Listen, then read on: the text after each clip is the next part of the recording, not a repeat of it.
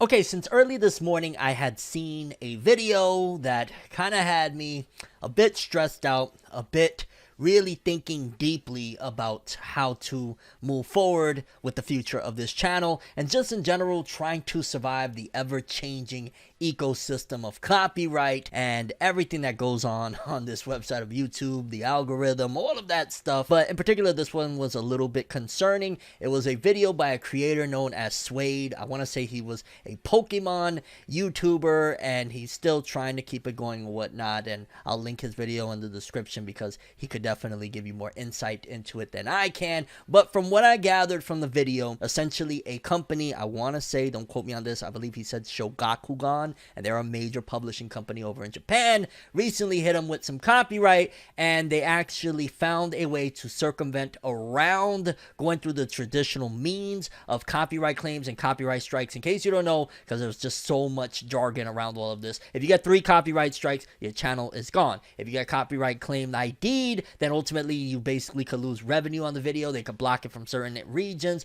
all of that stuff. Like, there's a lot of ways that companies can really mess you up, especially when you're using footage or imagery from their shows. Now, in the United States and North America and several regions, there's something called fair use. Fair use basically allows, as long as you're creating something transformative using, clips or imagery or whatnot, but it's not like, verbatim the show or anything like that, and you're giving commentary, criticism, yada, yada, yada, that allows you to legally create content, such as the way I do my manga reviews, for example, where you'll see me on the screen, and then when I'm talking about a panel, I'll show the panel, yada, yada, yada. However, in Japan, they don't have those said laws, so it gets very tricky. Now, recently, this content creator, Suede, was hit with, I want to say it started off with a content ID match, or something along the lines of that. Basically, they hit him with some type of copyright claim, and then ultimately, the way that they did it, the way that they found out how to do this now, essentially made it so that he's pretty much going to lose his channel in 3 months, and there's absolutely nothing he can do about it, because the way he said that they found out how to do this is they make a small claim, and they actually go to court and say, yo, YouTube, ultimately they're using our content, and there's no way that they can do it legally, and then basically they can drag you through the mud and make it that, yo, it's fees that you gotta pay and lawyers and a real big hassle essentially to fight this legally. Now, there's plenty of creators on the platform. There's thousands of creators, so essentially this would have to be like, they would have to have their lawyers on full time, and also there will be massive backlash. Like, just imagine tomorrow all of your favorite anime content creators are gone from the platform. We just recently, I want to say it was in December, we had a similar situation happen with a creator called Totally Not Mark, where Toei Animation was going after him, and they like took down 150 of his videos, and it was just a really big mess. And now with what's happening here, which I want to say he put hashtag show Pro Gambit, essentially this company found a way that they can pretty much, and to put it in a nutshell, knock off and take out any anime content creator that use any piece of footage beforehand. Now, there's some ways to circumvent moving forward that ultimately can allow you to be able to,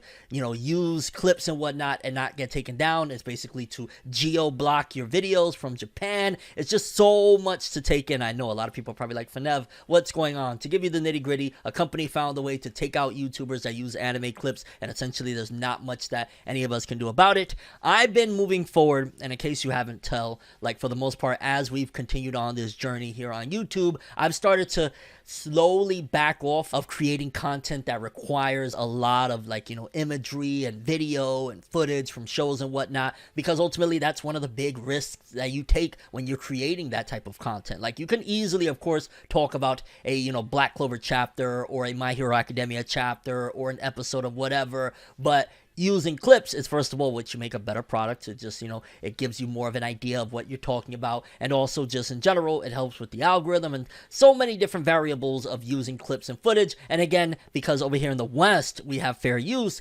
it's a different argument than over there in Japan, and because the content, it will be available in Japan, every content creator doesn't have the ability to block Japan from, being able to view their channel. Again, it's just a really big mess, and majority of anime content creators that use clips, footage, and all that jazz, and have used clips and footage, are at risk, and it makes me wonder, well, what are my options at this point moving forward? Again, with FORNEVERNEWS, this is a little bit of a different format, where ultimately I don't really require using much of imagery theory or whatnot. Like, I could go off, hey, we got some text here to talk about, hey, this is what happened. So ultimately, if need be, I can definitely go that route. But as it stands right now, it definitely feels very unsafe for an anime tuber in 2022. And you know, we've had days of reckoning. I've been through a lot of them over the last decade plus here on this platform, but stuff like this is always worrisome, and it really makes you feel like, damn, maybe it's time to make a big change. So there's a lot of things on my mind right now moving forward in terms of the channel, but thankfully, again, thanks to the format that we have developed here with Forever News, moving forward, if need be, if I absolutely had to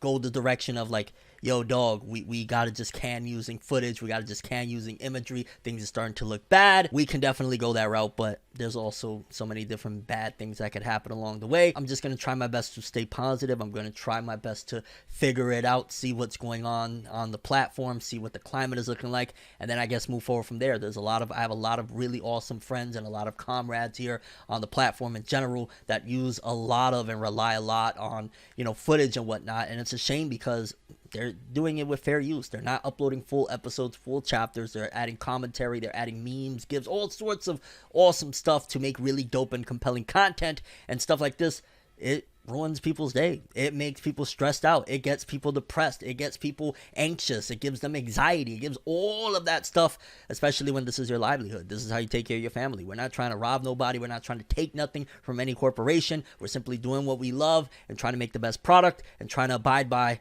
the laws of where we live. But obviously Japan, they feel differently, and yeah, I guess we're gonna have to play it by ear. But definitely, if you have the ability to geo-block Japan, whether you're with an MCN or just in general you have a partner manager that helped you to get that capability for your channel, highly recommend blocking Japan if you use footage or whatnot moving forward. And just in general, I guess we got to see where things go. But I'm really hoping that this is just another one of those things of like, it's a day of reckoning, but this company gets put in their place. Because just imagine if all of these content creators, if myself, all of the big dogs that talk about anime and manga on a daily basis, if we all got wiped out tomorrow and, you know, everybody has their other platforms and whatnot, what type of thing is going to happen with their fan bases moving forward of like, yo, you got rid of my favorite creators that talk about Naruto, One Piece, Bleach, Fairy Tail, you know, Katekyo Hitman Reborn, whatever it may be. So yeah, there's that, and that's not me trying to say it in a threatening manner or anything like that. It's just, it is what it is. Fans will be upset, and this will impact the core of anime and manga as a whole if Japan decides to really go this route of attack and a fight against content creators on YouTube. And